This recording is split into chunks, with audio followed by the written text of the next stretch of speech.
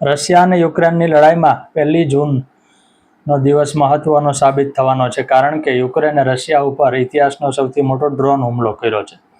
યુક્રેને રશિયાના 4 વાયુસેના મથકો ઉપર રહેલા 41 બોમ્બર વિમાનોને નુકસાન કર્યું છે અને એના માટે યુક્રેને 472 જેટલા ડ્રોન વાપર્યા છે.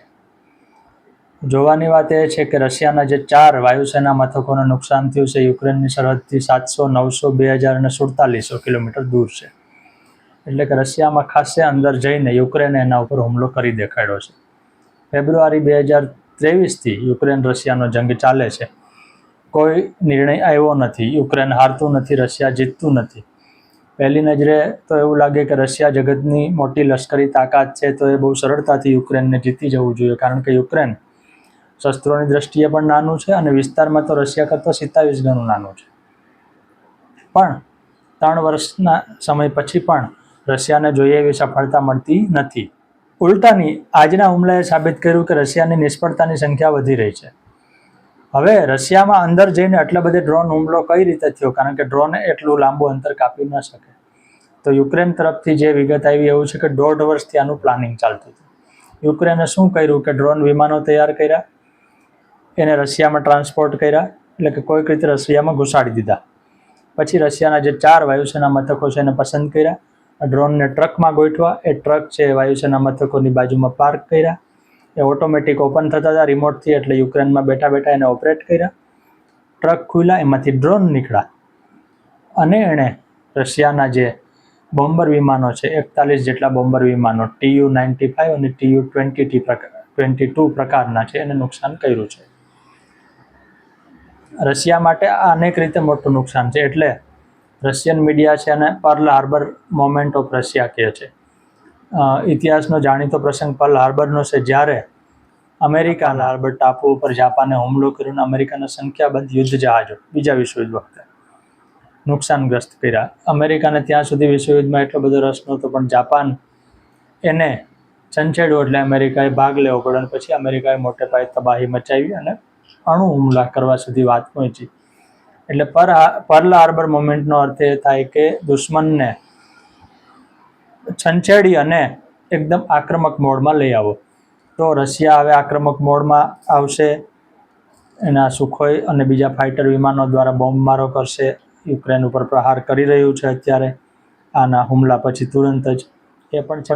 બધામાં સૌથી મહત્વની વાત એ છે કે યુક્રેને રશિયામાં અંદર પ્રહાર કરીને એક ક્ષમતા બતાવી આપી છે કે તમારી પાસે ગમે એટલું મોટું લશ્કર હોય, તમારી પાસે ગમે એવા આધુનિક મિસાઇલ હોય, તમારી પાસે દુનિયામાં સૌથી વધુ પરમાણુ બોમ્બ હોય, તમે ગમે એવી મોટી લશ્કરી સત્તા હો અને તમે ગમે એવો મોટો સુપર પાવર હો, જો હુમલો કેમ કરવો એની આવડત ન હોય, રણનીતિની ખબર ન પડતી હોય, સ્ટ્રેટેજી ન આવડતી હોય, તો તમારે માર ખાવાનો વારો આવે, જે રશિયા ખાઈ રહ્યું છે. બાકી રશિયા પાસે હથિયારોની ક્યાં કમી. યુક્રેને જે ટાર્ગેટ કર્યા એ Tu-95 એટલે તુપલોવ 95 પ્રકારના વિમાનો છે એ રશિયાની શાન છે, કારણ કે રશિયા 1952થી એટલે પોણી સદીથી આ વિમાનો વાપરે છે. કોલ્ડ વોર વખતે બનાવ્યા હતા અને એ સ્ટ્રેટેજિક બોમ્બર છે, એટલે 15,000 કિલોમીટર સુધી ઉડી શકે છે. 25-30 ટન જેટલો બોમ્બ કે હથિયારો એની સાથે લઈ જઈ શકે છે. રશિયાએ દુનિયાનો સૌથી મોટો પરમાણુ બોમ્બ બનાવ્યો હતો, જેનું નામ હતું ઝાર બોમ્બ. એ વિમાનમાંથી પડતો મૂકીને ટેસ્ટિંગ કરવાનું હતું. એ ટેસ્ટિંગ માટે પણ Tu-95 વિમાન વપરાયા હતા.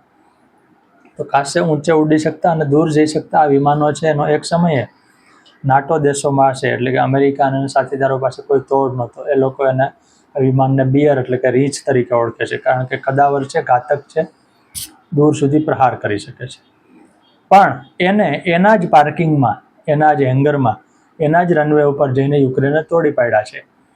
હવે યુક્રેને એમ પણ કીધું કે અમે આ હુમલો કર્યો હતો એની વ્હાઇટ હાઉસ એટલે કે અમેરિકાને જાણ હતી અને 1.5 વર્ષથી તૈયારી કરતા હતા. એટલે રશિયા માટે એક બધી બાજુથી આ નાક કપાયા જેવી સ્થિતિ છે.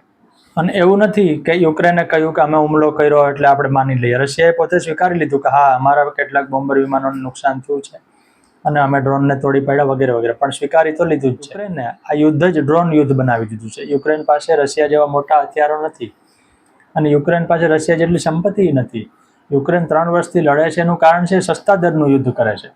એણે 50,000 રૂપિયામાં બનતું ડ્રોન વાપરી અને રશિયાનું સ્ટ્રેટેજિક બોમ્બર જે રશિયાની શાન ગણાય છે એની પથારી ફેરવી નાખી. યુદ્ધ એ રીતે પણ છે કે આ યુદ્ધ શરૂ થયું ત્યારથી અત્યાર સુધીમાં યુક્રેને 15 લાખથી વધારે ડ્રોન બનાવ્યા છે, વાપર્યા છે અથવા વાપરી રહ્યું છે. આમાં નાનકડા મચ્છર જેવા નાના ડ્રોન પણ છે અને 20 મીટરની પાંખો ધરાવતા મોટા ડ્રોન પણ છે. દરેકનો અલગ અલગ ઉપયોગ છે. કોઈ સર્વેલન્સ માટે, કોઈ બોમ્બ માટે, કોઈ સામાન પહોંચાડવા, ગમે. પણ આખું યુદ્ધ ડ્રોન યુદ્ધ બનાવી દીધું છે. અને આ પ્રકારના જે ડ્રોનથી હુમલો કર્યો એને FPV એટલે ફર્સ્ટ પર્સન વ્યૂ પ્રકારનું ડ્રોન છે, જેમાં આપણે આંખે જોતા હોય એવું દેખાય. એટલે આ ડ્રોન હુમલાના જે વિડીયો છે એમાં તમને દેખાય છે કે ડ્રોન જાય છે, Tu-95ની પાંખ ઉપર અથડાય છે અને તોડી પાડે છે. યુક્રેનનું સૌથી મોટું હથિયાર એના ડ્રોન છે. એટલે રણનીતિ તો છે જ, બુદ્ધિ તો છે જ, પણ એના ડ્રોન છે એ રશિયાને ક્યારની ખબર છે. એટલે રશિયામાં અડધો ડઝન પ્રકારના એન્ટી ડ્રોન વિમાનો, વાહનો, જાળી કામ કરે છે. રીતસરની રશિયાએ સરહદ ઉપર કેટલીક જગ્યાએ જાળી બાંધી છે ઊંચી, કારણ કે ડ્રોન આવતું હોય તો જાળીમાં અટકાય. ડ્રોનની ખાસિયત ગણો કે ખાસિયત મર્યાદા ગણો, એ નીચું ઉડે. એ કંઈ ફાઇટર વિમાનની જેમ 30,000 કિલોમીટર ન ઉડે, તો 1 કિલોમીટર, 2 કિલોમીટર, 5 કિલોમીટર ઊંચે ઉડતું હોય. તો જાળી હોય કે બીજી કોઈ રીતે એને રોકી શકાય. બીજો ગેરફાયદો એ છે કે તમારી પાસે એન્ટી મિસાઇલ કે એર ડિફેન્સ સિસ્ટમ હોય તો એ ડ્રોન ન રોકી શકે, કારણ કે નીચા ઉડતા હોય, જ્યારે એર ડિફેન્સ સિસ્ટમ ઊંચા પદાર્થો માટે બનેલી હોય. એટલે રશિયાની આવી બધી મુશ્કેલીનો યુક્રેને ભરપૂર લાભ લીધો. યુક્રેનના ડ્રોનથી બચવા માટે રશિયાએ જાળી બાંધી છે, પછી એન્ટ્રી ડ્રોન વ્હીકલ વિકસાવ્યા છે, એન્ટ્રી ડ્રોન ગન રાખી છે, બેકપેકમાંથી ડ્રોન વિરોધી પ્રહાર થઈ શકે એવી સુવિધા ઊભી કરી છે, કેમુફ્લાજિંગ કરે છે. રશિયન ટેન્કો કે બીજા લશ્કરી વાહનો છે એ ડ્રોન એને ઓળખી ન શકે એટલે એવી રીતે ઢાંકી દેવામાં આવે છે. આવા જાતના ઉપાયો રશિયા ક્યારનું કરે જ છે. એટલે રશિયા માટે એ વાત નવી નથી કે યુક્રેન ડ્રોન હુમલો લાવશે. પણ આ હુમલાએ એ જરૂર સાબિત કર્યું કે રશિયા ગમે એવો શક્તિશાળી દેશ પોતાને માનતો હોય, યુક્રેન નવી રીતે એને પ્રહાર જરૂર કરી શકે છે. હા, આ પ્રહાર પછી રશિયા યુક્રેન ઉપર મોટે પાયે હુમલો કરશે કે દર વખતની જેમ થોડા હુમલા કરીને વળી પાછું યુદ્ધ ધીમી ગતિએ ચાલતું રહેશે, એ તો સમય હવે ખબર પડશે. પરંતુ આ હુમલાએ દુનિયાને યુદ્ધની એક નવી વ્યાખ્યા આપી દીધી છે કે હવેના યુદ્ધો ડ્રોન દ્વારા લડાશે. તમારી પાસે ગમે તેવા ફાઇટર વિમાનો કે મિસાઇલો હોય, એ તમને કટોકટીના સમયે બચાવી ન પણ શકે.